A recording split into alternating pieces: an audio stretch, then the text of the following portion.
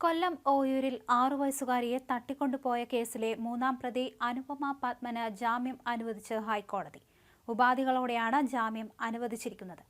പഠന ആവശ്യത്തിനായി ജാമ്യം അനുവദിക്കണമെന്നായിരുന്നു അനുപമയുടെ വാദം. ഇതേ ആവശ്യമുന്നയിച്ച് അനുപമ കൊല്ലം 1-ാം അഡീഷണൽ സെഷൻസ് കോടതിയിൽ സമർപ്പിച്ച ജാമ്യാപേക്ഷ കോടതി തള്ളിയിരുന്നു.